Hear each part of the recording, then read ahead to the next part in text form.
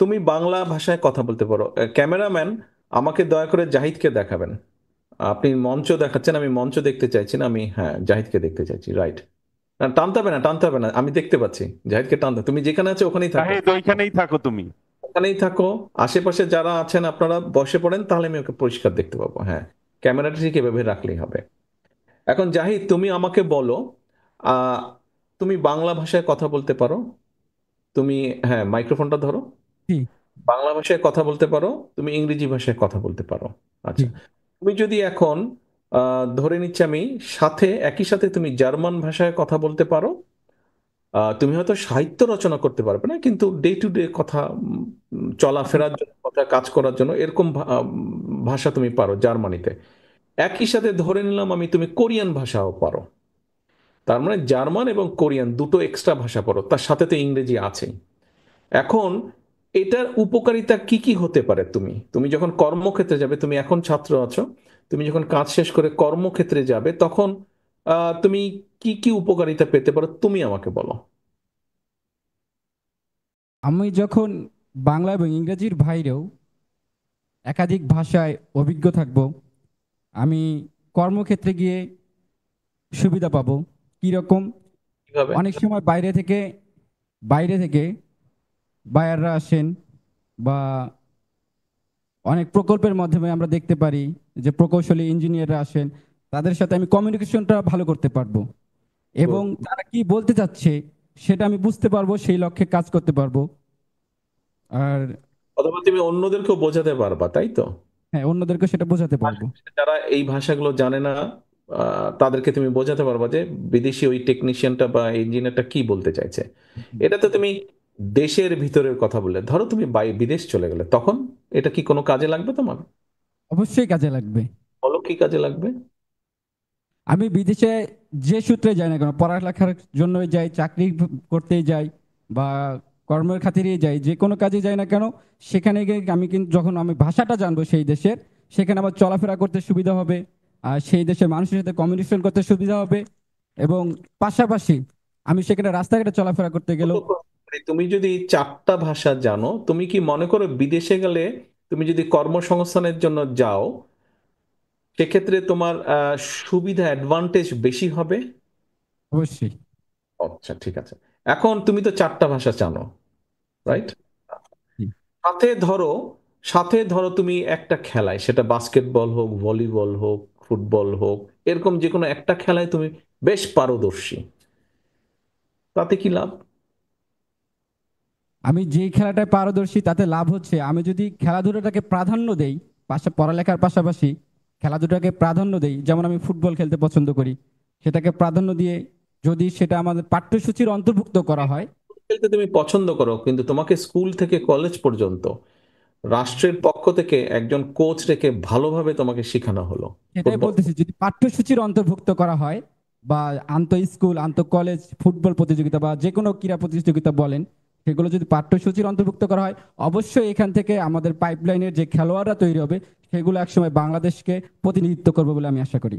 অথবা তোমাকে হায়ারেও তো কেউ নিতে পারে, বিভিন্ন প্রতিষ্ঠান, জি। জি। তাই না? একটা এডিশনাল ইনকাম থাকবে তোমার এখানে। অবশ্যই।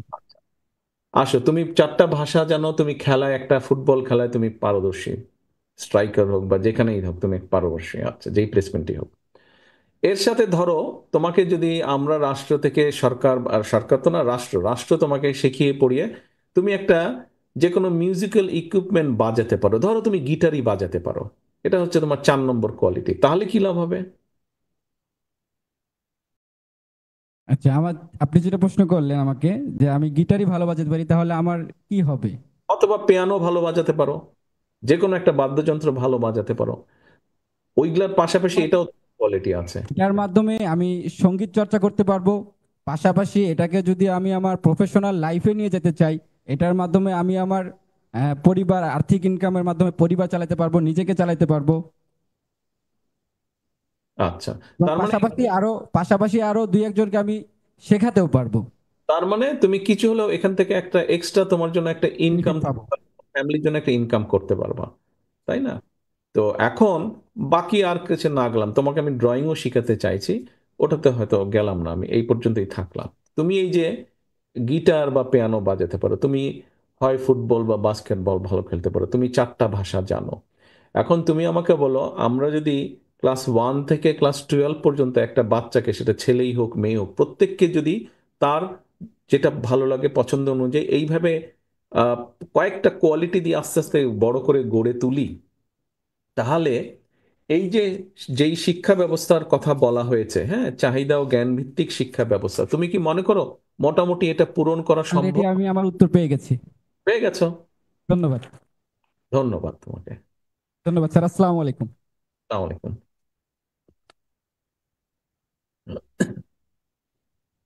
সৈয়দপুর, ABM মোশাররফ হোসেন, সৈয়দপুর। জানাচ্ছে কৃষিবিদ পারভিন আক্তার, আপনি নির্দিষ্ট করে প্রশ্ন করবেন। ক্যামেরা। ভাইয়া, জি বলেন। আসসালামু আলাইকুম। আমি কৃষিবিদ পারভিন আক্তার, সৈয়দপুর জেলা বিএনপির একজন সদস্য এবং বাংলাদেশ জাতীয়তাবাদী কৃষক দল কেন্দ্রীয় কমিটির একজন সদস্য।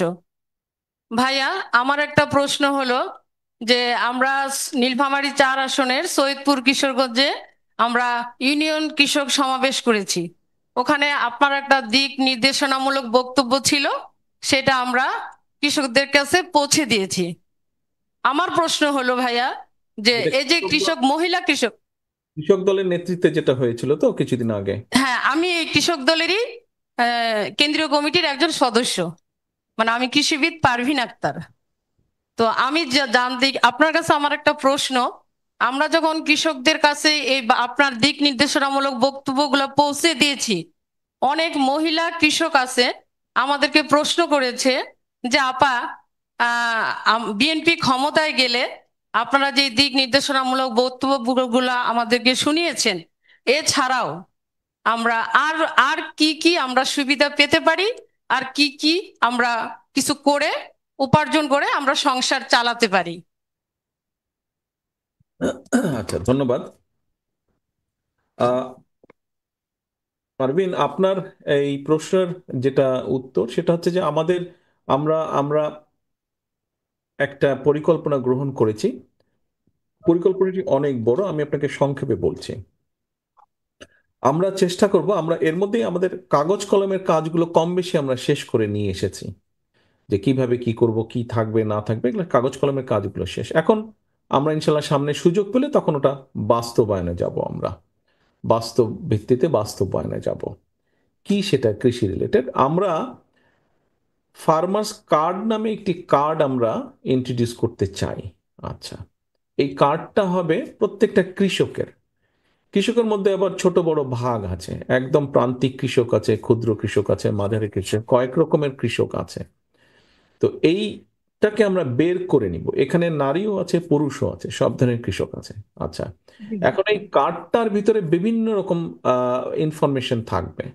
তার নাম কি, তার জমির পরিমাণ কত, জমির দাগটা কোথায়, কি আছে, সবকিছু থাকবে। অনেক ক্ষেত্রেই দেখা যায় যে অনেক জমির মালিক আছে, তারা জমিটা ব্যবহার করে না, তারা ওটা বর্গা দিয়ে দেয় বা ইয়েতে দিয়ে দেয়, অন্য কেউ ব্যবহার করছে। তো এই জিনিসগুলোকে আমাদেরকে একটু ঠিক করে নিতে হবে।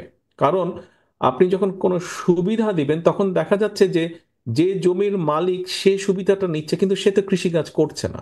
কাজে আমরা এক্স্যাক্টলি যে কাজটা করছে তার কাছে পৌঁছতে চাই। 100% পারবো কিনা জানি না, চেষ্টা থাকবে আমাদের। তো এখন ওই কৃষি কার্ড, যেটা ফার্মার্স কার্ড আমরা দিব, সেটা মহিলা হোক পুরুষ হোক, প্রকৃত জমির মালিকটাকে ওর মধ্যে থেকে আমরা বের করে আনার চেষ্টা করব, এবং তার জমিটা কোথায়, কি সে বছরে কোন কোন ফসল করে, কোন সিজনে কি ফসল করে, এই পুরা জিনিসগুলোকে আমরা এক জায়গায় নিয়ে আসতে চাইছি। এটা সম্ভব, একটু কঠিন কিন্তু করা সম্ভব।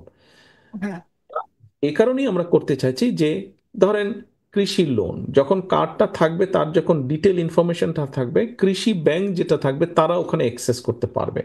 ফলে এখন লোন নিতে গিয়ে কৃষককে যেরকম বিভিন্ন ভোগান্তির মধ্যে পড়তে হয়, সেটা পুরুষ হোক মহিলা হোক, সেটা থেকে বের করে আনার আমরা চেষ্টা করছি।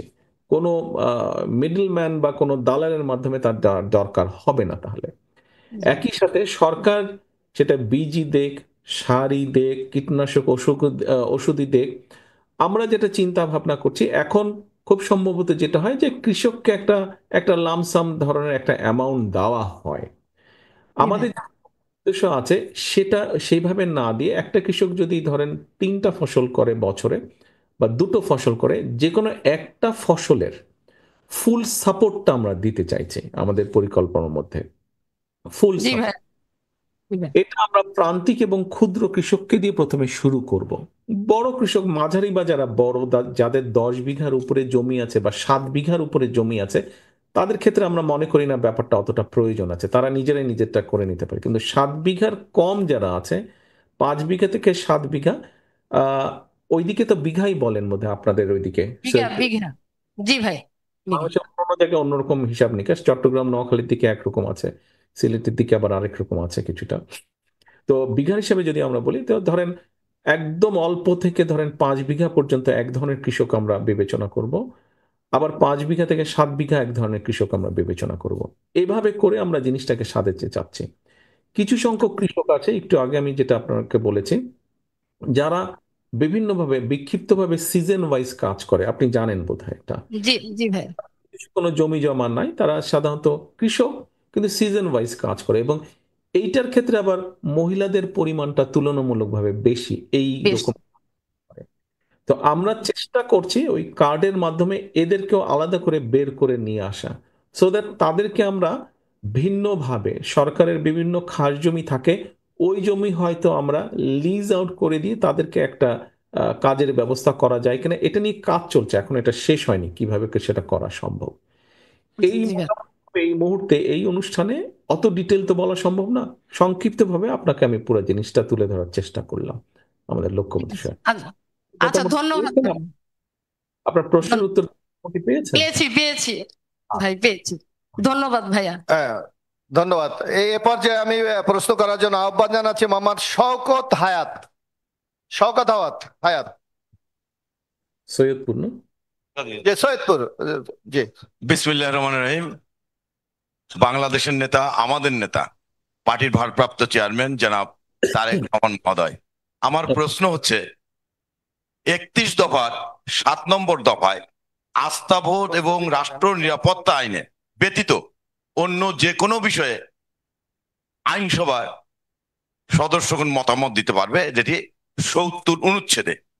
এই ক্ষেত্রে পরিপূর্ণভাবে 70 অনুচ্ছেদ যদি বাতিল করে পার্টির নিবেদিত এবং ডেডিকেটেড লোকজনকে যদি আইনসভার সদস্য হিসেবে মনোনীত করা যায়, তাহলে কি আমার মনে হয় এটা কি ভুল হবে না ঠিক হবে? এটি একটি প্রশ্ন।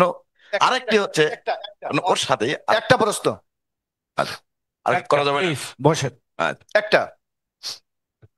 আহ, দেখুন শকত, ভোটার তো শুধু আপনার পার্টির লোক আপনার ভোটার না, পার্টির বাইরের লোকও তো আপনার ভোটার, তাই না? এবং নর্মালি আপনি যখন দল হিসাবে জিততে চাইবেন, আপনি চাইবেন যে আপনার প্রার্থী জিতুক, আপনাকে তো সেরকম একজন ক্যান্ডিডেট দিতে হবে দলের পক্ষ থেকে, যার গ্রহণযোগ্যতা ওভারঅল জনগণের মাঝে আছে। জি, ওভারঅল জনগণের মাঝে আছে। আমাদের আমাদের দলে আহ, বহু নেতাকর্মী আছেন যারা খুব ডিভোটেড, খুব ডিভোটেড, কিন্তু বাস্তবতা তো আমাদেরকে বুঝতে হবে। সব সময় ডিভোটেড কর্মী কিন্তু আবার সব সময় যে জনগণের কাছে একটা ওভারঅল গ্রহণযোগ্যতা থাকে, নট দ্যাট, কিন্তু সেটা আবার ভিন্ন বিষয়। তো আপনাকে এই বিষয় সবগুলো বিবেচনা করেই আপনাকে ক্যান্ডিডেট দিতে হবে, তাই না? সবার তো সব রকম কোয়ালিটি থাকে না, সবার সব রকম কোয়ালিটি থাকে না।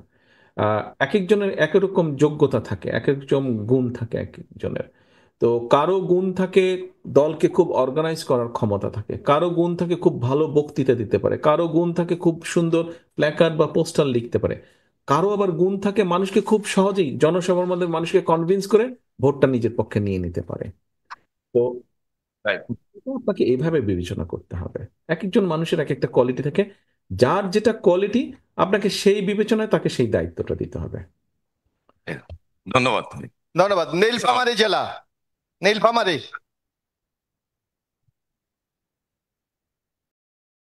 ছাত্র দলের সাধারণ সম্পাদক মোজাম্মেল হক মুজাব প্রশ্নটি করবেন। ক্যামেরা ওই দিক ধরবে। হ্যাঁ, প্রিয় অভিভাবক, আসসালামু আলাইকুম। ওয়ালাইকুম রাষ্ট্র সালাম। কাঠামো 31 দফার 23 নম্বর যে অনুচ্ছেদটি আছে সেটি নিয়ে আমার প্রশ্ন। কর্মসংস্থানের অগ্রাধিকার দিয়ে আধুনিক ও যুগোপযোগী যুব উন্নয়ন নীতিমালা প্রণয়ন ও বেকার ভাতা প্রবর্তন। প্রিয় অভিভাবক, আমার প্রশ্নটা হচ্ছে, বিগত দিনে 15-17 বছরে সাধারণ শিক্ষার্থী আমরা যারা মামলা হামলা জেল জুলুমের শিকার হয়েছি ফ্যাসিবাদী আন্দোলন সংগ্রামের করতে গিয়ে অনেকেরই বয়স সীমা চাকরির পার হয়ে গেছে, অনেকের কিংবা আছে। সেই ক্ষেত্রে যদি বিএনপি কখনো রাষ্ট্রীয় ক্ষমতার দায়িত্ব পায়, সেই ক্ষেত্রে যাদের বয়স সীমা পার হয়ে গেছে তারা, তাদের জন্য বা যাদের বয়স আছে তাদের জন্য বিএনপি থেকে আমরা কি আশা করি? মোজাম, মোজাম না তোমার নাম? মোজাম্মেল হক মোজাম। মোজাম, মোজাম তোমার প্রশ্নটার মধ্যে বোধহয় তুমি দুটো ভাগ রেখেছো, একটা যাদের বয়স আছে, একটা যাদের বয়স শেষ হয়ে গেছে, তাই কি? জি জি জি যাদের বয়স আছে ডেফিনেটলি তারা তো তোমার চাকরির জন্য তো তারা অ্যাপ্লাই করতেই পারবে, সেখানে তো কোনো সমস্যা নেই। তার যদি সেই যোগ্যতাটা থাকে ডেফিনেটলি সে পাবে, না পাবার তো কোনো কারণে যার বয়স আছে। আচ্ছা, এখন বিষয়টা আসছে, হ্যাঁ, আহ, আমরা যেই রাজনৈতিক দলগুলো, যেই রাজনৈতিক, বিশেষ করে বিএনপি সহ আরো কিছু রাজনৈতিক দল, আমাদের ছাত্র সংগঠন সহ যারা তরুণ নেতৃত্ব ছিল, তরুণ সহকর্মী আমাদের ছিল, তাদের অনেকেরই এই আন্দোলন সংগ্রামের কারণে বয়স পার হয়ে গেছে। এবং আমরা দেখেছি যে বিগত সরকারের সময় কিভাবে দলীয়করণ হয়েছে, মানে যে কোনো সরকারি, আধা সরকারি, যেরকমই চাকরি বাকরি হোক, দলীয়করণটা কিভাবে করা হয়েছে সেটা আমরা দেখেছি, দলমত নির্বিশেষে সব মানুষ দেখেছে। এখন এটার ভুক্তভোগী শুধু যে তোমরা যারা ছাত্র দল করেছো এক সময় তোমরাই যে, তা নয়, এর বাইরেও অনেক নিরপেক্ষ মানুষ আছে যারা সেই স্বৈরাচারের রাজনীতি করতো না, সমর্থন করতো না। যখন তারা জানতে পেরেছে যে এই হয়তো বিএনপি করে না কিন্তু তাদের দল পছন্দ করে না, তখন সেই বেচারা চাকরিও তারা দেয়নি বা চাকরি খেয়ে ফেলেছে, এরকমও হয়েছে। জি জি জি এরকমও হয়েছে ঘটনা। তো এখন বাস্তবতাটা তো এক বিবেচনা আমাদের করতে হবে। এখানে বাস্তবতা আছে দুটো, একটা আছে সরকারি নিয়ম বা কানুনের বিষয়, নিয়ম কানুনের বিষয়। আমাকে তো এক জায়গায় একটা ক্রাইটেরিয়া, মিনিমাম একটা পলিসি বা ক্রাইটেরিয়ার ভিতরে থাকতে হবে, তা না হলে তো কোনো কিছু গড়ে তোলা সম্ভব না দেশে, প্রতিষ্ঠানের একটা নিয়ম কানুন। আবার এটাও বাস্তবতা যে এরকম দুর্ভোগের শিকার যারা হয়েছে তাদেরও তো লাইফ আছে, তাদেরকে তো মানে একটা কিছু তো ব্যবস্থা করতে হবে, মানুষগুলো তো বেঁচে থাকতে হবে। তো আমরা যেটা আহ, চেষ্টা করছি সেটা হচ্ছে যে যারা ক্রাইটেরিয়ার ভিতরে পড়ে যাচ্ছে কিন্তু তখনও চাকরি পায়নি, তাদের জন্য আমরা শিক্ষিত বেকার ভাতার একটা ব্যবস্থা রাখার চিন্তা ভাবনা করছি। তারা একটা সার্টেন 1 বছর পর্যন্ত বোধহয় ম্যাক্সিমাম এটার ভিতরে তারা থাকবে, এবং এর মধ্যে আমরা ধরছি যে আমরাও চেষ্টা করবো সরকারের পক্ষ থেকে, যখন তাদেরকেও চেষ্টা করতে হবে বিভিন্ন কর্মসংস্থানের ব্যাপারে। এর বাইরে যারা চলে গিয়েছে আমরা বিভিন্নভাবে ট্রেনিং এর ব্যবস্থা করব আমরা দেশে এবং বিদেশে, যাতে তারা কর্মসংস্থানের ব্যবস্থা করতে পারে।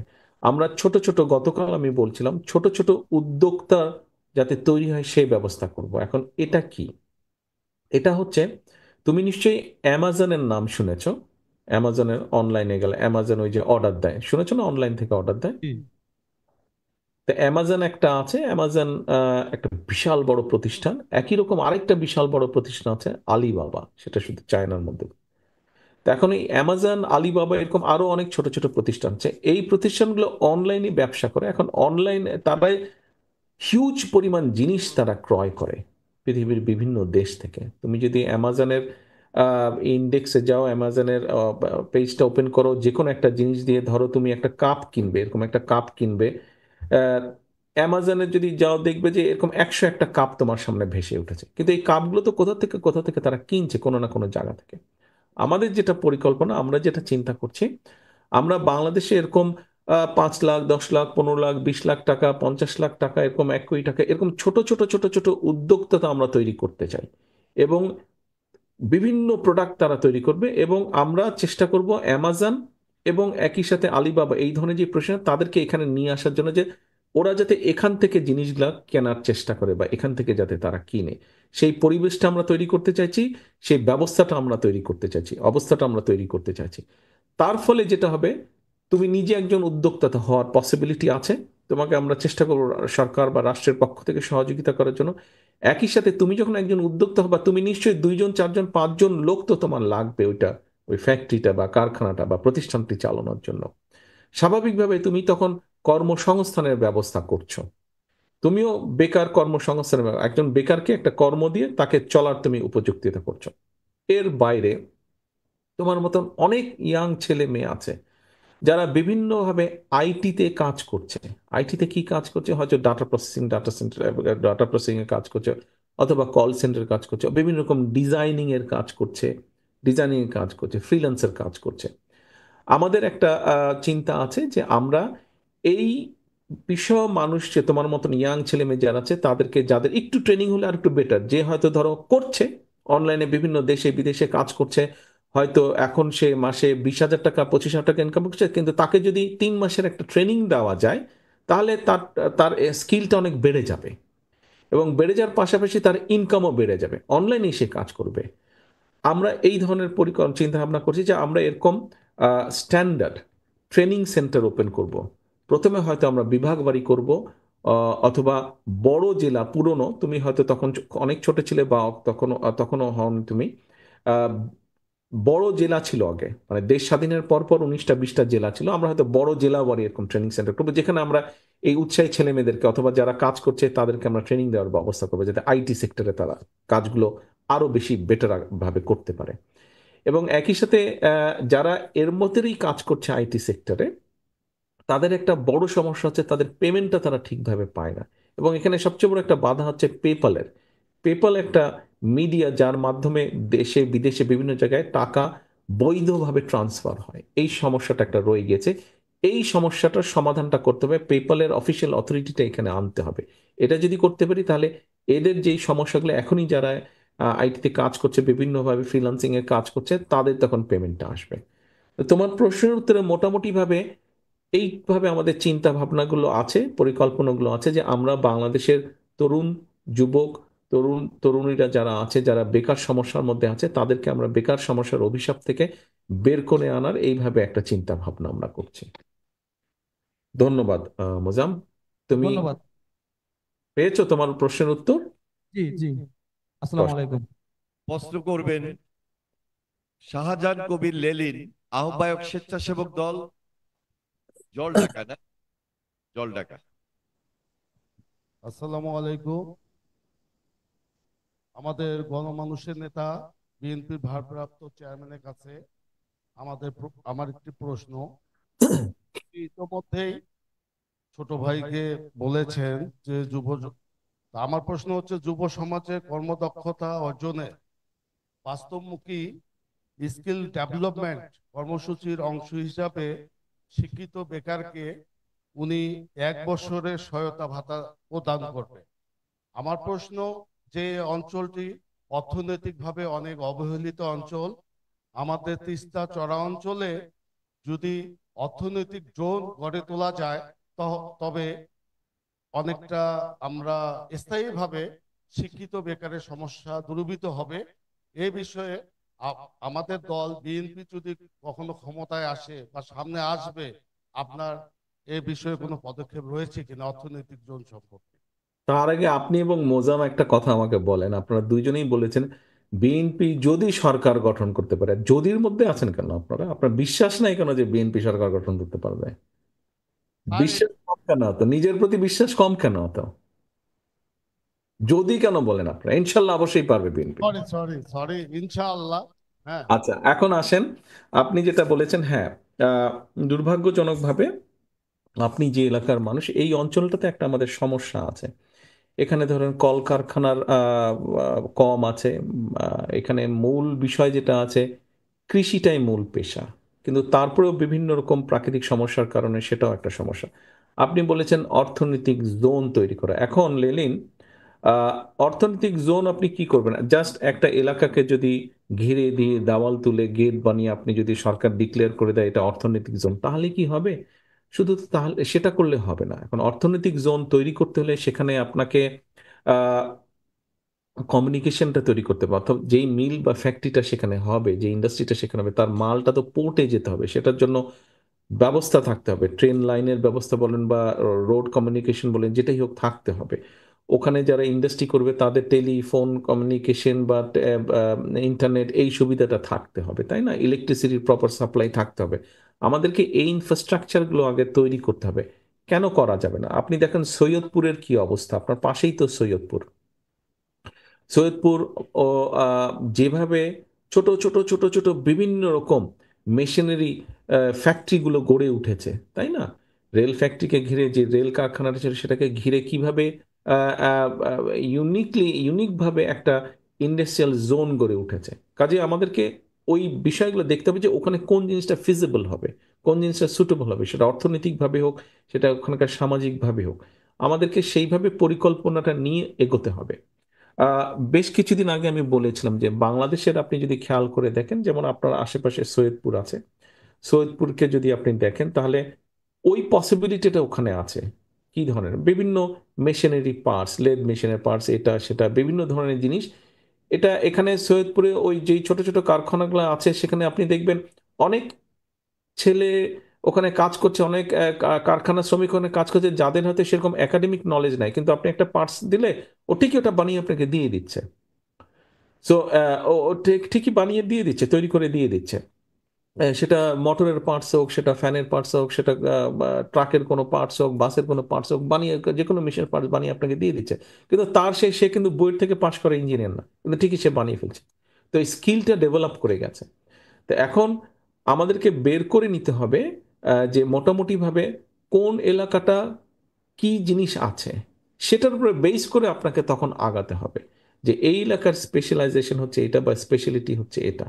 সেটার উপরে ভিত্তি করে আপনাকে ওইভাবে ওখানে শিল্প অঞ্চল গড়ে তুলতে হবে।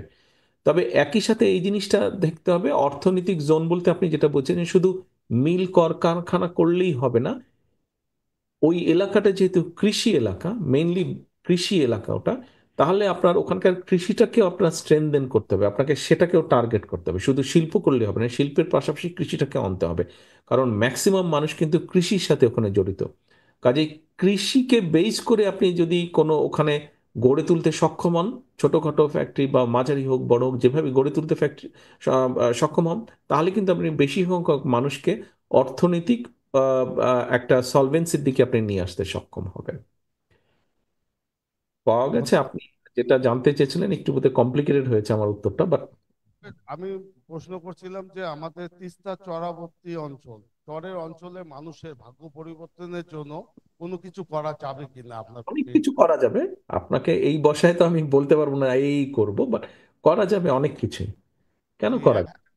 শয্যা বিশিষ্ট একটি হাসপাতালে চীনের অর্থায়নে প্রশ্ন উঠেছে এখানে। তবে সবাই টানাটানি করছেন যে নীলফামারীতে বা আমরা চাই যে আমরা যেহেতু প্রত্যন্ত অঞ্চল, রিমোট এরিয়ার মানুষ, আমাদের এলাকায় যদি গড়ে ওঠে তাহলে এখানে কর্মসংস্থান সৃষ্টি হবে এবং আমাদের যে নিম্ন মানুষের আমাদের স্বাস্থ্য সেবা আপনার উন্নতি হবে। এটা আপনার প্রতি আমাদের দাবি থাকবে যদি কিছু করা যায়। আচ্ছা, ধন্যবাদ। রংপুর থেকে প্রশ্ন করবেন। ধন্যবাদ। প্রশ্ন করার আহ্বান জানাচ্ছি রেজেকা সুলতানা ফ্যান্সি, সভাপতি মহিলা দল, রংপুর মহানগর।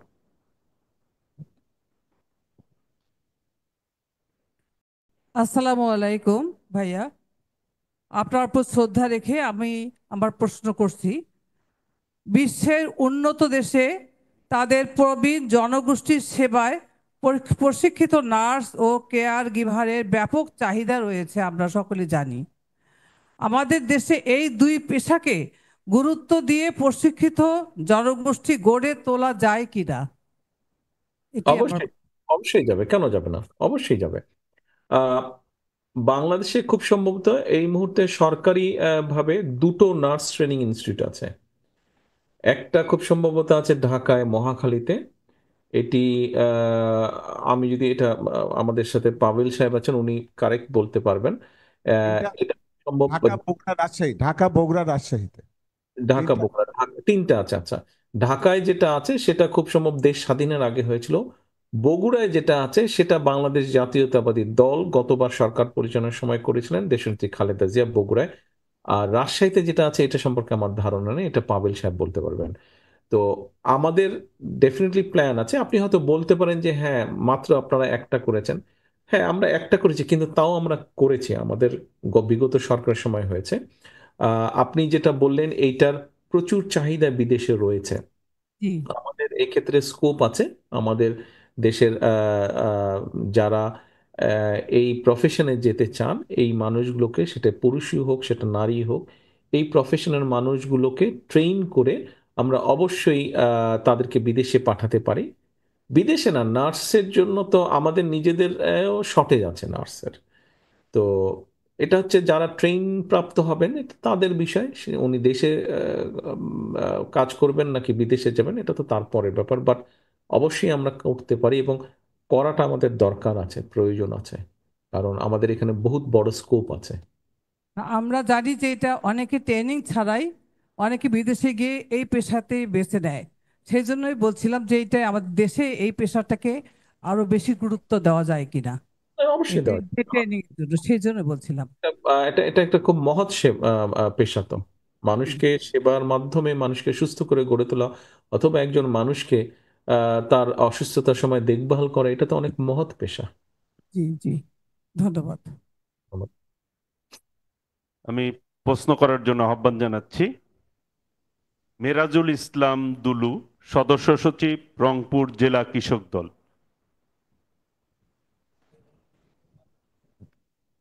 কি নাম টুকু? দিল মেরাজুল ইসলাম দুলু, মেরাজুল ইসলাম দুলু, সদস্য মেরাজুল ইসলাম দুলু। ভাইয়া আসসালামু আলাইকুম। আসসালাম। আমি রংপুর জেলা কৃষক দলের সদস্য সচিব। তো আমি রংপুরের ৭৬টি ইউনিয়নে কৃষক সমাবেশ করেছি। আমরা একটি জিনিস খুব ভালোভাবে উপলব্ধি করতে পেরেছি যে প্রতিটা ইউনিয়নে কৃষক অনেক কিছু উৎপাদন করে, রাইট। কিন্তু তারা সঠিক বা ন্যায্য দামটা পায় না। আর অনেক কিছু জিনিস তাদের নষ্ট হয়ে যায় সংরক্ষণের অভাবে। তো সেখান থেকে সব জায়গা থেকে আমরা কয়েকটা প্রস্তাব পেয়েছি। তার মধ্যে ১ নম্বর যে প্রস্তাবটা ছিল সেটা হচ্ছে সবজি হিমাগার। অর্থাৎ পেঁয়াজের সময় পেঁয়াজ রাখবে, মরিচের সময় মরিচ রাখবে, যখন যে প্রয়োজনীয় বা সে সময়ের যে সবজি উৎপাদন হবে সেই সবজিগুলো যেন সংরক্ষণ করা যায়। এই সংরক্ষণ করার জন্য করতে পারলেই আমাদের মনে হয় বিদেশ থেকে বা পার্শ্ববর্তী দেশ থেকে অনেক কিছু আনতে হবে না। তো আমার প্রশ্ন, আমাদের ২৭ নম্বর দফায় এই জিনিসটা আপনি সুন্দরভাবে উপস্থাপন করেছেন এবং আমরা জনগণের মাঝে এভাবেই উপস্থাপন করেছি। কিন্তু আমার এখানে একটি প্রশ্ন, সেটা হচ্ছে আপনি বলেছেন যে প্রতিটা উপজেলায় করবেন, ২৭ নম্বর দফায় আছে। আমার প্রশ্ন হচ্ছে প্রতিটা ইউনিয়নে করা যায় কিনা, এবং ম্যাক্সিমাম 60% ইউনিয়নে যদি করা যায় তো যেমন রংপুরের আমাদের হাড়িভাঙ্গা আম আছে, তারপর কোন কোন ইউনিয়নে পেঁয়াজ উৎপাদন বেশি হয়, কোথাও রসুন, কোথাও আদা, কোথাও টমেটো, তো পটল। তো এই ধরনের ইয়াগুলো খুব ভালো হবে এবং আমাদের অর্থনীতিতে একটা বিশেষ অবদান রাখবে। ধন্যবাদ আপনাকে। ধন্যবাদ দুলু। আপনাকে প্রথমে আমি ধন্যবাদ দেই। অনেকক্ষণ পর কৃষি সংক্রান্ত, অবশ্য কিছুক্ষণ আগে সৈয়দপুরের পারভিন উনিও বলেছেন কৃষি সংক্রান্ত, বাট বেশ অনেকক্ষণ পরে কৃষি সংক্রান্ত একটা বক্তব্য বা প্রশ্ন বা মতামত আসলো। ভেরি ইম্পর্টেন্ট একটা বিষয় আপনি যেটা বলেছেন। তো আপনি নিজেই উল্লেখ করেছেন যে আমাদের যে ৩১ দফা আছে সেখানে আমরা বলেছি এই প্রিজার্ভেশনের ব্যাপারটা খুব গুরুত্বপূর্ণ, এটা যে আমাদের কৃষকরা উৎপাদন করছেন কিন্তু প্রিজার্ভ করার সুবিধা না থাকার কারণে অনেক জায়গায় অনেক ফসলই নষ্ট হয়ে যাচ্ছে। তার ফলে কৃষক যেরকম ক্ষতিগ্রস্ত হচ্ছে, অ্যাট দ্য সেম টাইম আপনার যারা ক্রেতা তারাও ক্ষতিগ্রস্ত হচ্ছে, কারণ তাদেরকে হয় বেশি মূল্য দিতে হচ্ছে অথবা টাইম মতন তারা পাচ্ছে না জিনিসটা, স্বাভাবিক ন্যায্য মূল্যের মধ্যে পাচ্ছে না। এখন আপনি বলেছেন যে আমরা এই যে ছোট কোল্ড স্টোরেজ বা প্রিজার্ভ করার যে ফ্যাসিলিটি বা সুবিধা, এটা আমরা থানা পর্যায়ে বা উপজেলা পর্যায়ে আমরা প্রস্তাবনা করেছি। আপনি বলছেন ইউনিয়ন পর্যায়ে করা যায় কি না। আপনাকে আমি যেটা বলবো সেটা এটাই, যে করা যাবে না আমরা তা বলিনি, কিন্তু যেটা করতে চাইছি প্রথমে জেলা উপজেলা বা থানায় করতে চাইছি, ভাই আগে তো এটা করতে দেন। জি জি জি, অবশ্যই। যতটুকু যেতে পারছি আমি আপনাকে ততটুকুই বলছি। আগে এইটা আল্লাহর মতো ইনশাল্লাহ আমরা করি। এটা করে যদি দেখা যায় যে না এটা করা যাচ্ছে, তাহলে ডেফিনেটলি আমরা তখন উপজেলা ইউনিয়ন পর্যায়ে যাব, কেন যাব না? আমি যত বেশি কৃষককে তার তার তাকে এই সুবিধাটা দিতে পারবো, তত বেশি তো সামগ্রিকভাবে দেশের মানুষ লাভবান হবে, কৃষক তো হবে লাভবান। সো যতটুকু বলেছি আগে আমাকে ততটুকু যেতে দেন, বা আমাদেরকে ততটুকু যেতে দেন। অথবা চলেন আমরা অতটুকু পর্যন্ত যাই, আগে আগে উপজেলা পর্যন্ত আমরা করি। উপজেলা বা থানা পর্যন্ত করে ফেলতে বললে বাকিটা ইনশাল্লাহ আমরা করে ফেলতে পারবো। আরেকটু যদি বলতে দেন, একটা বললি আর কি প্রস্তাব। এটা হচ্ছে এর প্রতিটা ইউনিয়নে অনেক বিত্তবান কৃষক আমাদের সভাপতি বা সেক্রেটারি বা কমিটিতে আছেন। তারা যদি প্রতিটা ইউনিয়নে যদি করতে চায়, একটু আর্থিকভাবে লোনের আমাদের দলীয় কোনো অর্থনৈতিক ব্যবস্থা হেল্প করা যায় কিনা। ধন্যবাদ আপনাকে। দলীয় ভাবে তো এটা পসিবল না। দলীয় ভাবে আপনি কিভাবে করবেন? এত হিউজ 4,500-এর উপরে ইউনিয়ন, আপনি কিভাবে দলীয় ভাবে করবেন? যারা আছেন, যারা বিত্তবান আছে, যারা করতে চায় এরকম কোল্ড স্টোরেজ এখন পাওয়া যায়, ছোট ছোট এই যে জাহাজের যে কন্টেনারে মাল আসে, এই কন্টেনারের মধ্যে ছোট ছোট কোল্ড স্টোরেজ হয়, সোলার দিয়েও, এখন সোলার পাওয়ার দিয়েও করছে। একটা সার্টেন কম বেশি, আপনি তো ওখানে আর গোশ মাছ রাখবেন না যে একদম মাইনাস টেম্পারেচার রাখতে হবে। আপনি ওখানে তো 10-12 ডিগ্রি পর্যন্ত টেম্পারেচার আপনি রাখতে পারবেন, যেটা সোলার দিয়ে করা সম্ভব। সেটা অনেক জায়গায় এখন করছে। এটা আমাদের কৃষি ব্যাংক আছে, কৃষি ব্যাংকের মাধ্যমে এটা হয়তো সাপোর্ট করা সম্ভব হবে কৃষকদেরকে এরকম। বাট এই মুহূর্তে কি আছে ডিটেলটা আমি আপনাকে বলতে পারবো না। বাট অবশ্যই দলের পক্ষ থেকে এটা করা সম্ভব না। ঠিক আছে, বুঝতে পেরেছি। আসসালামু আলাইকুম। আসসালামু আলাইকুম। ধন্যবাদ। নূর নবী চৌধুরী, আহ্বায়ক, রংপুর জেলা যুবদল। আমরা মহানগর। মহানগর যুবদল। আমরা বিসমিল্লাহির রহমানির রহিম। রংপুরে 2টা ইউনিট, সেজন্য একটি মহানগর একটি জেলা। আমি সৈয়দপুর এবং নীলফামারীকে অনুরোধ করব, এখানে দুলুভাই আহ্বান জানিয়েছেন, তিনি অনুরোধ করেছেন যে জেলা এবং মহানগর এখানে যেহেতু 2টি ইউনিট, একেবারে যাতে আমরা 4টা কোশ্চেন পাই, সেই জন্য এরা আহ্বান জানিয়েছেন। সেজন্য আমি সৈয়দপুর এবং নীলফামারীকে আমাদেরকে সহযোগিতা করার জন্য বিশেষভাবে অনুরোধ করছি। ব্যাটারি কোনটা লো হয়ে গেছে ঠিক মতো? প্রিয় নেতা, আসসালামু আলাইকুম রহমতুল্লাহ। জি মিস্টার নুরুল ভাই, ওয়ালাইকুম সালাম। কবি চৌধুরী মিলন, আহ্বায়ক রংপুর মহানগর যুবদল। 5ই আগস্টের পরে আপনি আমাদেরকে বলেছিলেন যে আগামী নির্বাচন আমাদের জন্য অত্যন্ত কঠিন। আমরা যারা গণমুখী রাজনীতি করি, জনগণের সাথে মিশি, আমরা সে বিষয়টা এখন হারে হারে বুঝতে পারছি, অনুধাবন করতে পারছি।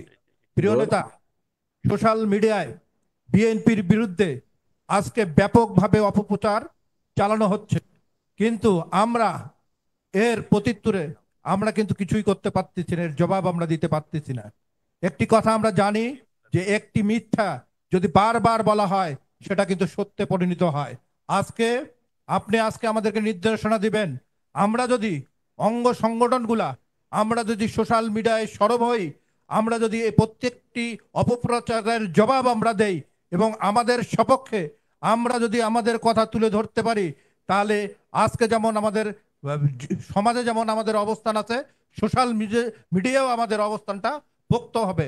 আজকে আপনার আপনার বক্তব্য তো আমরা হ্যাঁ, বুঝলাম, কিন্তু আপনার আমার প্রশ্নটা হচ্ছে যে আমরা এর বিরুদ্ধে আমরা উত্তর দিতে পারবো কিনা, এর সমুচিত জবাব দিতে পারবো কিনা, সোশ্যাল মিডিয়ায় কিভাবে আমরা অ্যাক্টিভিটিস করব সেটা আপনার নির্দেশনা চাই। যদি কোনো পরিকল্পনা থাকে সেটা আমি জানতে চাই।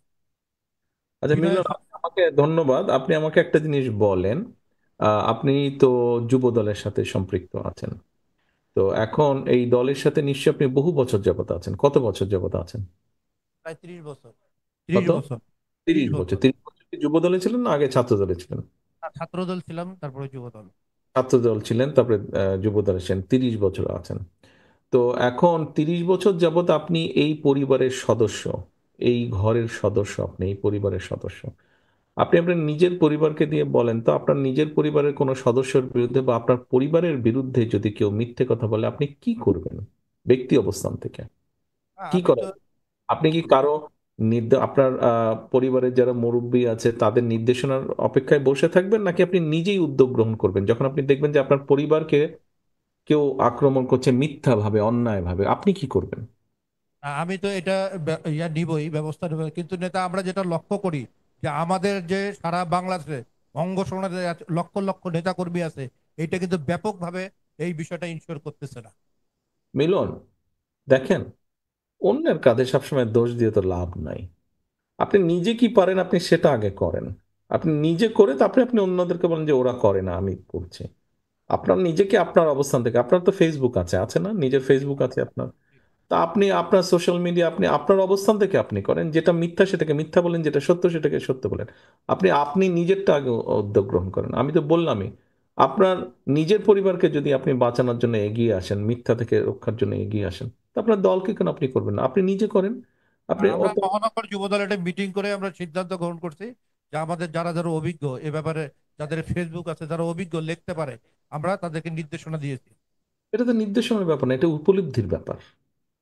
না, সত্যকে অনেকে মনে সত্য করে বলা, এক মিনিট মিলন, সত্যকে সত্য বলা, মিথ্যাকে মিথ্যা বলা, এটা উপলব্ধির ব্যাপার, এটা ইনস্ট্রাকশনের ব্যাপার না। এখানে ইনস্ট্রাকশনের প্রয়োজন হয় না, এটা নিজের উপলব্ধির ব্যাপার। যেই ঘরে আপনি 35 বছর ধরে আছেন, সেই ঘর সম্পর্কে, সেই পরিবার সম্পর্কে কেউ মিথ্যা বলবে আর আপনি চুপচাপ ওয়েট করবেন যে কেন্দ্র থেকে কখন নির্দেশ আসবে, এই তো ভাই আজব কথা। আপনি নিজের থেকে উদ্যোগ করুন, এটা আপনার উপলব্ধির ব্যাপার, আপনার বিশ্বাসের ব্যাপার এটা। এর যে বিষয় ছিল যে এটা কন্ট্রাডিকশনে যাওয়া যাবে না, এ কারণে অনেকে হয়তো মনে করতো যে যদি কোনো কিছু এইটা আবার এটার কোনো ইম্প্যাক্ট হয়, সে কারণে অনেকে সাহস পেত আমার না। মনে হয় আমি যা বলার বলেছি, আর তো আমার বলার কিছু নেই। ধন্যবাদ। ধন্যবাদ। সৈয়দপুর, ABM মোশাররফ হোসেন। এবার আমি প্রশ্ন করার জন্য আহ্বান জানাচ্ছি দেবাশিস সরকার। আপনি 2 নাম্বার বিষয়ের উপর প্রশ্ন করবেন। 2 নম্বর দফা 2, দেবাশিস সরকার অনলি দফা 2 উপর করবেন। আপনি 3-4টা দিয়েছেন, 2 উপর করেন। ও, প্রিয় লিডার, প্রিয় নেতা, সশ্রদ্ধ সালাম, আসসালামু আলাইকুম। আমি দেবাশিস সরকার, সদস্য সচিব, কিশোরগঞ্জ উপজেলা স্বেচ্ছাসেবক দল, হিন্দু বৌদ্ধ খ্রিস্টান কল্যাণ ফ্রন্ট, সহ সাংগঠনিক সম্পাদক, কেন্দ্রীয় নির্বাহী কমিটি। প্রিয় লিডার, আমাদের যে 2টি দফা, 31 দফার মধ্যে যে 2টি দফা, সেটা হচ্ছে 2 নম্বর দফা রেইনবো নেশন ও 16 নম্বর দফা, সেটা হচ্ছে ধর্মীয় স্বাধীনতার সর্বোচ্চ নিশ্চয়তা প্রদান, যেটা নিঃসন্দেহে 71-এর পরবর্তী স্বাধীনতার পর দেশে বিদেশে প্রশংসনীয়। আমার প্রশ্ন হলো লিডার, আমরা যখন 1971 সালের পর বাংলাদেশ মাইনরিটি সংগঠন হিন্দু বৌদ্ধ খ্রিস্টান আমরা 35% ছিলাম, এটা দিন দিন বিলীন হয়ে 4% চলে আসতেছে। আপনি আমাদের জনগণের ভোটে আগামীতে প্রধানমন্ত্রী নির্বাচিত হলে এই বিষয়ে আপনার পদক্ষেপ কি কি আছে? আরেকটি কথা, ধন্যবাদ দেবাশিস।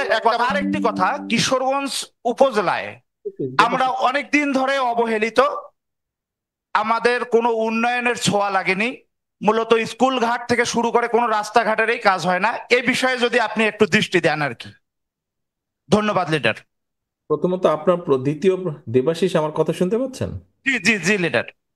প্রথমত আপনার দ্বিতীয় প্রশ্নের উত্তরটা প্রথমে বা বিষয়টা সম্পর্কে প্রথমে বলি। দীর্ঘদিন যাবৎ আপনার রাস্তাঘাট খারাপ, উন্নতি হয় না, এটা তো ভাই আমি এখন কিছু করতে পারবো না। আমাদের দল আগামীতে নির্বাচনের মাধ্যমে ইনশাল্লাহ সরকার গঠনে সক্ষম হলে পর এই ব্যাপারে আমরা নজর দিতে পারবো। জি লিডার, জি জি জি লিডার, অবশ্যই আমি তাই সেই কথাই বলছিলাম। জি লিডার। এবার প্রথম কি প্রশ্নটা ছিল আরেকবার বলবেন কি? আমি পরিষ্কার। হ্যাঁ অবশ্যই অবশ্যই। দফা 2, 31 দফার মধ্যে দফা 2, যেটা রেইনবো নেশন, আমরা সবাই সংঘবদ্ধভাবে থাকব এবং মিলেমিশে সম্প্রীতির ভাবে বসবাস করব। আর যেটা দফা 16, সেটা হচ্ছে ধর্মীয় স্বাধীনতার সর্বোচ্চ নিশ্চয়তা প্রদান। তো এটা নিঃসন্দেহে দেশে বিদেশে প্রশংসনীয়। আমরা 71-এর পর 31% ছিলাম, মানে আমরা জনগোষ্ঠী 31% ছিলাম, এটা দিন দিন কমে কমে গিয়ে আপনার 4% চলে আসতেছে। তো আপনি প্রধানমন্ত্রী নির্বাচিত হওয়ার পর আপনার এ বিষয়ে পদক্ষেপ কি থাকবে, যাতে এটা বিলীন হয়ে না যায়, এই জাতিটা, এই মাইনরিটি গোষ্ঠী যাতে বিলীন হয়ে না যায়, যেহেতু 4% আসছে, আর তো বেশি নেই। হ্যাঁ দেবাশিস, ঠিক আছে। জি লিডার। দেখুন, যেটা আমরা বলেছি, আমরা খেয়াল করেছি যে বিশেষ করে বিগত 15 বছর যেই স্বৈরাচার পালিয়ে গেছে, এরা ক্ষমতাটাকে ধরে রাখার জন্য এরা চেষ্টা করেছে সবসময় বিভিন্ন ট্যাগ দিয়ে জাতিকে বিভক্ত করে রাখার জন্য, বিভিন্ন কমিউনিটিকে বিভক্ত করে রাখার জন্য। তো জি এখন লিডার। আমরা মনে করি, ব্যক্তিগতভাবে আমি বিশ্বাস করি যে দেশকে যদি এগিয়ে নিতে হয়, জাতিকে যদি এগিয়ে নিতে হয় সার্বিকভাবে, বাংলাদেশ হিসেবে, বাংলাদেশী হিসেবে, সমগ্র জাতি বাংলাদেশ হিসেবে সমগ্র দেশকে যদি এগিয়ে নিতে হয়, আমাদেরকে চেষ্টা করতে হবে যতটুক পরিমাণ কম আমাদের মধ্যে মত পার্থক্য থাকে, যত আমরা ঐক্যবদ্ধ থাকব, ধর্ম নির্বিশেষে আমরা যত ঐক্যবদ্ধ থাকব, আমাদের মধ্যে মত পার্থক্য ক্ষেত্র বিশেষে কিছু কিছু মতভেদ থাকতে পারে, বাট এটা যত কম থাকবে আমরা তত দ্রুত যেতে পারবো। এবং সেই জন্যই আমরা 2 নম্বরে সেই রেইনবো নেশনের কথা বলেছি। ঠিক আছে, আমাদের মধ্যে ডিফারেন্স অফ ওপিনিয়ন আছে, বাট আলোচনা করে বসে আমরা এক জায়গায় আসবো। জাতিকে বিভাজিত করলে আমরা এগোতে পারবো না, দেশকে নিতে পারবো না। আর আপনি অন্য যেটা বললেন, আহ, এটার ক্ষেত্রে আপনাকে আমি কয়েকদিন আগের ঘটনা মনে করিয়ে দিই, যে এই স্বৈরাচার পালিয়ে যাবার পরে অন্তর্বর্তীকালীন সরকার যখন আসলো, তখন আমাদের এই হিন্দু সম্প্রদায়ের পুজো ছিল। আমরা কিন্তু দলের পক্ষ থেকে প্রত্যেকটি বিভাগ, জেলা, থানা বা উপজেলা পর্যায়ে কিন্তু আমাদের নেতৃবৃন্দকে আমরা একদম খুব স্ট্রং চিঠি দিয়েছি যে আমাদের দলের নেতাকর্মীদেরকে সাথে নিয়ে প্রত্যেকটা অনুষ্ঠান স্থল, পূজার অনুষ্ঠান স্থল যাতে গার্ড করা হয়। শুধু হিন্দু সম্প্রদায়ের তাদের ধর্মীয় অনুষ্ঠান না, অন্য সম্প্রদায়গুলোর ক্ষেত্রেও কিন্তু আমরা একই নির্দেশনা দিয়েছি। অর্থাৎ আমরা বিশ্বাস করি, আমরা কাউকে ধর্ম বর্ণের ভিত্তিতে বিবেচনা করতে চাই না। আমরা সকলে বিশ্বাস করি, আপনি বাংলাদেশি, এখানে যারা বসে আছেন আমরা বাংলাদেশি, আমি একজন বাংলাদেশি। বাংলাদেশি হিসেবে আমাদের ভিন্ন ভিন্ন ধর্ম থাকতেই পারে, কিন্তু আমাদের প্রত্যেককে প্রত্যেকের গার্ড করতে হবে, প্রত্যেককে প্রত্যেকের রক্ষা করতে হবে, প্রত্যেককে প্রত্যেকের দেখভাল করতে হবে আমাদেরকে। এভাবেই আমরা একটি সম্প্রীতির বাংলাদেশ গড়ে তুলতে সক্ষম হব। এবং যখনই আমরা সম্প্রীতির বাংলাদেশ গড়ে তুলতে সক্ষম হব, আমরা যত বেশি ঐক্যবদ্ধ থাকব, দেশকে আমরা তত সামনে দ্রুততার সাথে নিতে পারবো। এটাই আমাদের লক্ষ্য, এটাই আমাদের উদ্দেশ্য। ধন্যবাদ।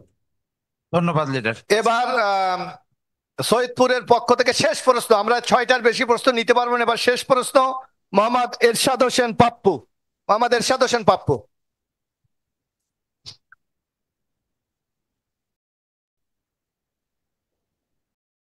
আসসালামু আলাইকুম রহমতুল্লাহ বারকাত। ভাইয়া, ওয়ালাইকুম আসসালাম। 2003 সালে ছাত্র দলের সভাপতি হিসাবে আপনার সামনে টিএসসিতে বক্তব্য রাখার পর আজকে আবার আপনার সামনে বলার সুযোগ পেয়েছি, তো ওই জন্য ধন্যবাদ জানাচ্ছি।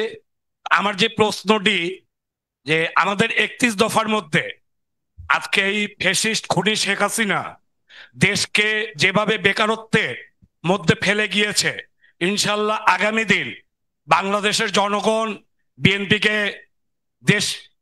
দেশের দায়িত্ব দিবেই। আপনি ইনশাল্লাহ আগামীতে প্রধানমন্ত্রী হবেন। তো আমার জানতে ইচ্ছা করছে যে আমাদের এই বেকারত্ব লাঘবের জন্য কারিগরি শিক্ষার মাধ্যমে, আমাদের এই 31 দফায় যেটি উল্লেখ নেই, কারিগরি শিক্ষার মাধ্যমে বাংলাদেশের যুব সমাজকে হাতে কলমে শিক্ষা দিয়ে তাদেরকে কর্মসংস্থানের সৃষ্টি করার ব্যাপারে আপনার মতামত কি, এটাই জানতে চাচ্ছিলাম ভাইয়া। ধন্যবাদ। পাপু, আপনি যদি, ধন্যবাদ প্রশ্নের জন্য, আপনি যদি লেলিন বা মোজাম, জলঢাকা এবং নীলফামারীর মোজাম এবং লেলিন, ওরা একটি প্রশ্ন করেছিল প্রত্যেকে, তাদের উত্তরটা যদি আপনি খেয়াল করে থাকেন, মানে আমার উত্তরটা তখন যদি খেয়াল করে থাকেন, কর্মসংস্থানের ব্যাপারে কিন্তু তখন আমি বলেছি তাদের মোজাম এবং লেলিনের প্রশ্নের উত্তরে। আপনি যেটা বলেছেন যে এইটা এটা একটা একটা একটা ভেরি সিরিয়াস এবং গুরুত্বপূর্ণ একটি বিষয়। বাংলাদেশে 3 কোটির উপরে মানুষ বেকার, নারী পুরুষ মিলিয়ে। কাজে এত বিশাল সংখ্যক মানুষকে বেকার রাখলে আপনি এই দেশকে নিয়ে এগোতে পারবেন না, এবং এই সমস্যার সমাধানটা বিভিন্নভাবে করতে হবে। আপনি কারিগরি ট্রেনিং বলেন, আপনি বিভিন্ন ট্রেনিং বলেন, আইটি সেক্টর বলেন, আপনি উদ্যোক্তা গ্রহণ করে ছোট ছোট মিল কারখানা তৈরির মাধ্যমে বলেন, বিভিন্নভাবে করতে হবে।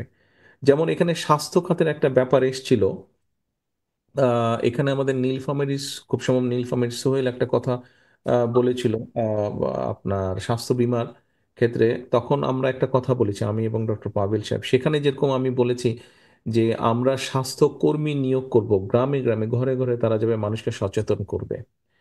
আহ, ধরেন উদাহরণ হিসেবে বলছি, এখানে প্রায় আমরা যদি 1 লক্ষ স্বাস্থ্যকর্মী নিয়োগ করি বাংলাদেশের জন্য, 72,000 তো গ্রাম আছে, তো আপনার মিনিমাম তো 1 লক্ষ লাগবে। এক এক গ্রামে 2 জন করে দিলেও তো 1.5 লক্ষ লাগছে আপনার। তো তাহলে আপনার এখানে যেরকম আমরা একটা কর্মসংস্থানের ব্যবস্থা করতে পারবো। তারপরে আপনার আমাদের রংপুরের জাহিদ শিক্ষা নিয়ে আমাকে একটা কথা বলেছিল, জিজ্ঞেস করেছিল ওর প্রশ্নে।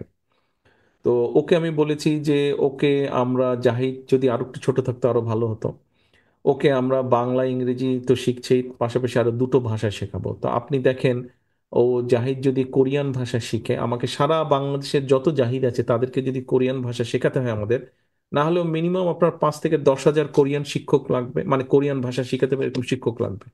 তো আপনি এখানে কোরিয়ান ভাষা শেখানোর জন্যই তো 10,000 মানুষকে আপনি কর্মসংস্থানের ব্যবস্থা করলেন ট্রেনিং দেওয়ার মাধ্যমে। আপনি যদি জাহিদকে যখন আপনি জার্মান ভাষা শিখাবেন, এরকম সারা বাংলাদেশে যত জাহিদ আছে তাদেরকে যদি আপনি জার্মান ভাষা শেখান, না হলে আপনার 10,000 শিক্ষক মিনিমাম লাগবে, তো 20,000 গেল। আমরা তো শুধু জার্মান এবং কোরিয়ান ভাষা শেখাতে চাচ্ছি না, আমরা সাথে আরো কয়েকটি ভাষা রাখবো। আরো যদি 3টি ভাষা রাখি, তো 5টি ভাষার জন্যই 10,000 করে 50,000 শিক্ষক লাগছে। আপনার জাহিদকে আমরা পিয়ানো শিখাতে চাই বা গিটার শিখাতে চাই, যদি পিয়ানো গিটার শেখানোর জন্য আপনি 10,000 করে শিক্ষক নেন, এখানেও দুইটাই ইনস্ট্রুমেন্টের জন্য 20,000 শিক্ষক লাগছে। এখানে আপনার 70,000 শিক্ষক আপনি প্রাইমারি স্কুল বা সেকেন্ডারি স্কুলে আপনি দিচ্ছেন। কাজে এরকম আমাদেরকে জায়গাগুলো বের করতে হবে, উপায় বের করতে হবে, তৈরি করতে হবে সিচুয়েশন, যেখানে আপনি বিভিন্নভাবে কর্মসংস্থানের ব্যবস্থা করতে পারেন, সেটি সরকারি লেভেলে হোক, সেটি আধা সরকারি লেভেল হোক, সেটি বেসরকারি লেভেলে হোক, সেটি ছোট ছোট উদ্যোক্তা গ্রহণ করেন, উদ্যোক্তা তৈরি করার মাধ্যমে হোক, সেটি আইটি সেক্টরের মাধ্যমে হোক, যেভাবেই হোক, সেলফ এমপ্লয়েডের মাধ্যমে হোক, যেভাবেই হোক, আপনাকে সরকারকে সেই পলিসি নিতে হবে। যেভাবেই হোক বেকার সমস্যা কমিয়ে আনতে হবে। 100% করা সম্ভব না, পৃথিবীর কোনো দেশেই সেটা সম্ভব না, বাট যতটুকু কমিয়ে আনা যায়, ম্যাক্সিমাম কমিয়ে আনা, মিনিমাম বেকার থাকবে হয়তোবা। ধন্যবাদ, ধন্যবাদ ভাইয়া। নীলফামারী জেলা, নীলফামারী, নীলফামারী। নীলফামারী জেলা থেকে প্রশ্ন করার জন্য আহ্বান জানাচ্ছি মোহাম্মদ মুক্তার হোসেন, সহসভাপতি জেলা বিএনপি। মোহাম্মদ মুক্তার হোসেন, প্রশ্ন করুন।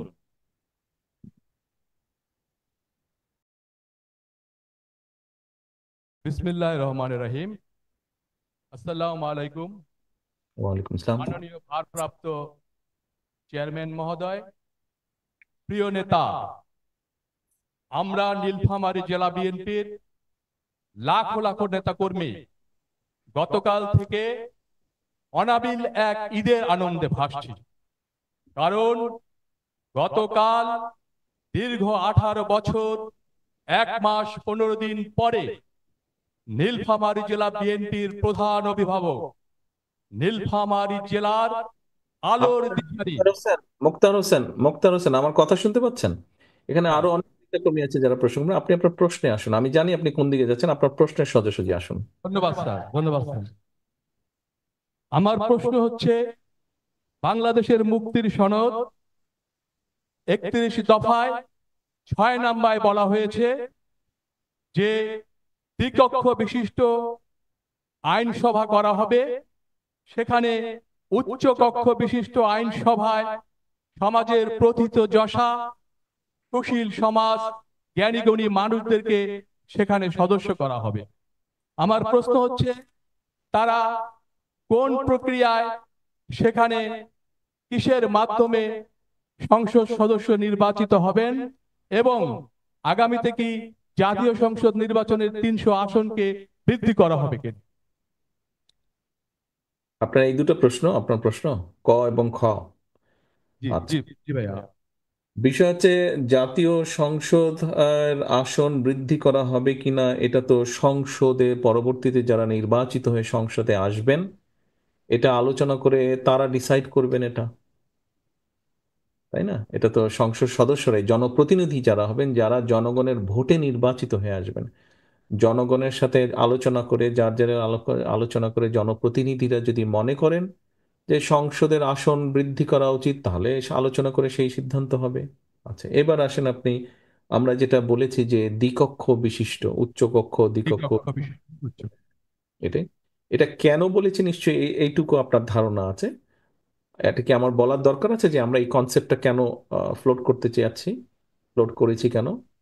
কারণ আপনি রেগুলার রাজনীতি করছেন, আমি রেগুলার রাজনীতি করছি, আপনার আশেপাশে আমাদের যে সহকর্মী আছে আমরা রাজনীতি করছি, বাট সমাজে এরকম অনেক ব্যক্তি আছেন, সম্মানী ব্যক্তি আছেন, বিভিন্ন প্রফেশনের ব্যক্তি আছেন, যারা রেগুলার রাজনীতির মধ্যে আসতে চান না, হইচই বক্তৃতা বিবৃতি এসবের মধ্যে আসতে চান না, মিটিং মিছিলের ধাক্কাধাক্কির মধ্যে আসতে চান না, কিন্তু তাদের সেই যোগ্যতা আছে যে দেশ গঠনে, জাতি গঠনে তারা ভূমিকা রাখতে সক্ষম। কেউ হতে পারেন সাংবাদিক, কেউ হতে পারেন ডাক্তার, কেউ ইঞ্জিনিয়ার, কেউ লেখক, কেউ বুদ্ধিজীবী, কেউ সাংবাদিক, কেউ আইনজীবী, এরকম বিভিন্ন মানুষ আছেন। তো এখন এই মানুষগুলোর মধ্যে যাদের সেই কোয়ালিটি আছে বা যারা রাখতে চান, তাদেরকে আমরা সেই স্কোপটি করে দিতে চাই। আর এখানে একটা ব্যালেন্সের ব্যাপার আছে, যাতে তারাও সমাজের একটা দর্পণ হিসেবে থাকেন এবং তারাও যাতে রাজনীতি বা রাজনীতিতে একটা, রাজনীতির সাথে সমাজের সবকিছুর মধ্যে একটা ব্যালেন্স থাকে। তো এখন কিভাবে নির্বাচিত হবে? তো এখন যেহেতু ওই উচ্চকক্ষ বা ওই সংসদটি নেই এই মুহূর্তে, এখন কি আছে সেটা হচ্ছে যে নির্বাচন হলে প্রথমে জাতীয় নির্বাচন হবে, সেটি হচ্ছে এখন যেই ব্যবস্থায় সংসদ আছে সেটি নির্ধারিত হবে বা নির্বাচিত হবে, নির্ধারিত না, সরি, নির্বাচিত হবে, যেটি আমাদের ধারণার মধ্যে আছে। নির্বাচিত হবার পরে উচ্চ কক্ষের সদস্যরা কিভাবে নির্বাচিত হবেন কম বেশি, সেটি তখন ওখানে আলোচনা করে, সংসদে আলোচনা করেই মোটামুটিভাবে ঠিক হবে যে কোন প্রক্রিয়ায় এই এই সংসদটি তৈরি হবে।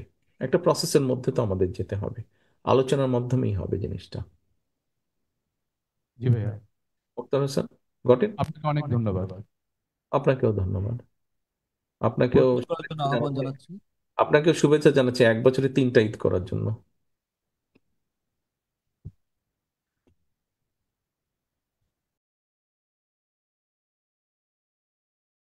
হ্যাঁ, এরপরে কে? ধন্যবাদ, ধন্যবাদ প্রিয় নেতা, ধন্যবাদ। এ পর্যায়ে প্রশ্ন করার জন্য আহ্বান জানাচ্ছি আসলাম হায়াত, আহ্বায়ক জেলা জাসাস নীলফামারী। আসলাম হায়াত, প্রশ্ন করুন। আসসালামু আলাইকুম রহমতুল্লাহ। আমি আসলাম হায়াত মিল্টন, আহ্বায়ক বাংলাদেশ জাতীয়তাবাদী সামাজিক সাংস্কৃতিক সংস্থা নীলফামারী জেলা শাখা। প্রিয় নেতা, আমার প্রশ্ন ছিল দফা 30 তথ্য ও যোগাযোগ প্রযুক্তি নিয়ে।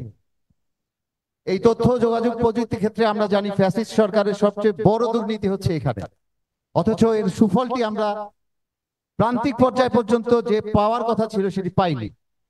সেই কারণে আমার প্রথম প্রশ্ন ছিল ইন্টারনেট সেবা, যেটির কারণে আমরা আপনার সাথে যুক্ত হতে পেরেছি, এই সেবাটিকে আমাদের সরকার ক্ষমতায় এলে এটিকে সম্পূর্ণ ফ্রি করা হবে কিনা।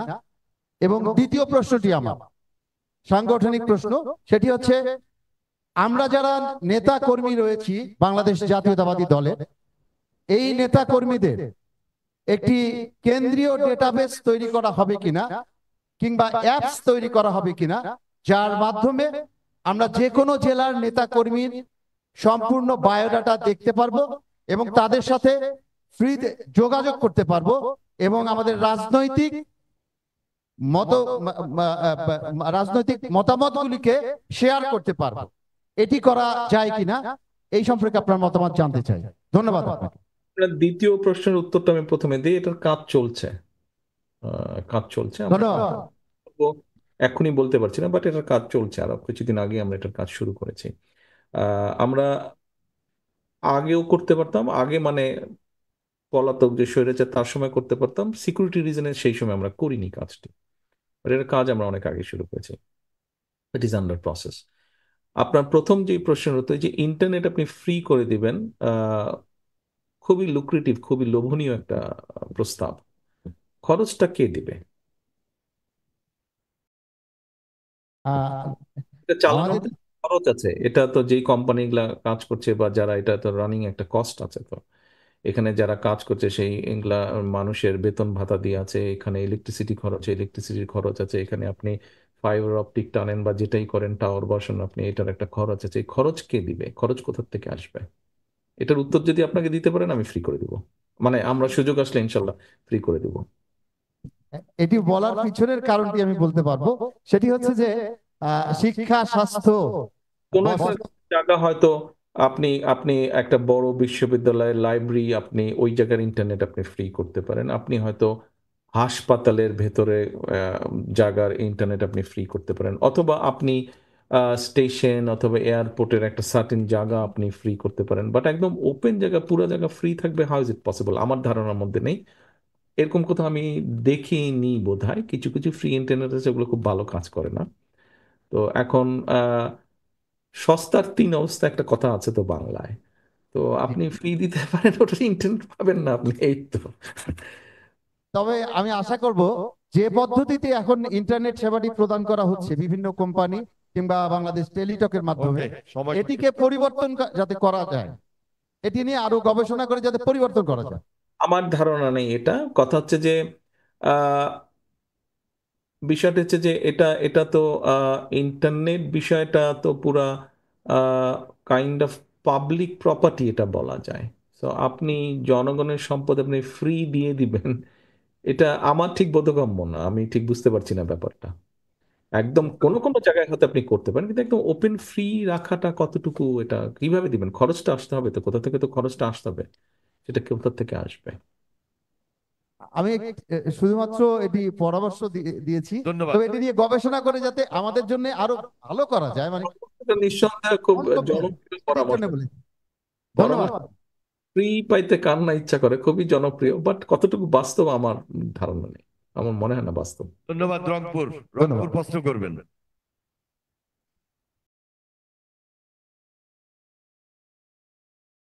রংপুর থেকে কে? রংপুর। রংপুর।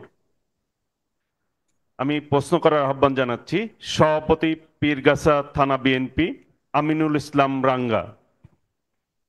আমিনুল ইসলাম রাঙ্গা। বিসমিল্লাহির রহমানির রহিম।